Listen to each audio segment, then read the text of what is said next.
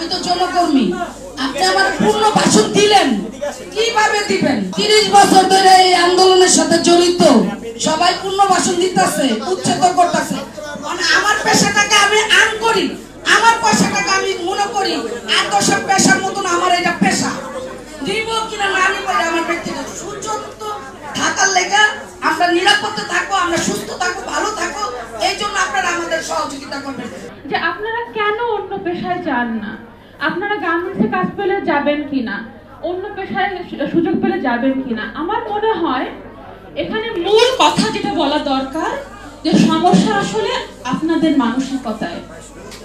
আপনারা কোনোভাবেই মেনে নিতে পারছেন না যে একজন নারী যৌন পেশায় থাকতে চাইতে পারে, তার এই চয়েসটাকে আপনারা সম্মান করতে পারছেন না। তারা কিন্তু আপনাদের করুণা চাইতে আসে নাই যে আমাদেরকে বিকল্প পেশা দেন, আমাদেরকে সমাজে প্রতিষ্ঠিত করে দেন, এটা কিন্তু তারা বলছে না। তারা বলছে আমরা মানুষ, আমরা নারী হিসাবে নির্যাতিত হচ্ছি, এই নির্যাতনের শেষ আমরা চাই এবং মানুষ হিসাবে আমাদের মর্যাদা আমরা চাই। শ্রেণী পেশা নির্বিশেষে প্রতিটা মানুষের কিন্তু এই অধিকার, আপনারা এই অধিকার নিয়ে কথা বলবেন, তার জন্য আপনাদেরকে ডাকা হয়েছে। করুণা করার জন্য বা বিকল্প প্রস্তাব দেওয়ার জন্য আপনাদেরকে ডাকা হয় নাই। তো আমরা যেন আমাদের মানসিকতার উপর একটু কাজ করি। আমি বলবো যে সবকিছুর মধ্যে ধর্মকে টানার অভ্যাসটা আমাদের বন্ধ করতে হবে। ধর্ম যার যার, দেশটা সবার।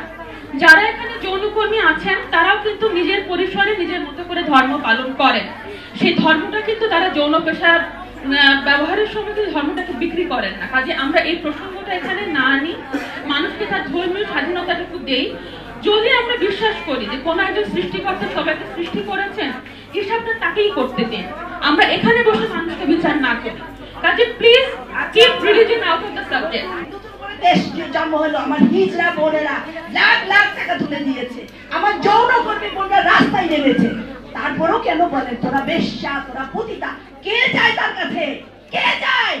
আপনাদের মতো মানুষরা যায়, স্বামী যায়, ভাই যায়, আমার দুলা ভাই যায়। তাহলে এই যে আপনাদের সমাজটাকে সুরক্ষিত করার জন্য আমার এই বোনেরা পেশাটা নিয়েছে, কিন্তু মন থেকে নেয়নি ভাই। আপনারা যদি তাদের মনে দুঃখের কষ্টের কথা জানতেন তাহলে কথা বলতেন না। দয়া করে হানাহানি না, বৈষম্য না, আমরা নতুন করে দেশটাকে ছাত্র সমাজ যে দৃষ্টান্তমূলক দেখিয়েছে, আসুন না আমরা সবাইকে মানে এক সারিতে নিই। তুমি যৌনকর্মী, তুমি বেশ্যা, তুমি হিজড়া, তুমি আদিবাসী না বলে ধর্ম যার যার, দেশটা আমার, আমরা বৈষম্যহীন ভেদাভেদহীন একটা দেশ গড়ি।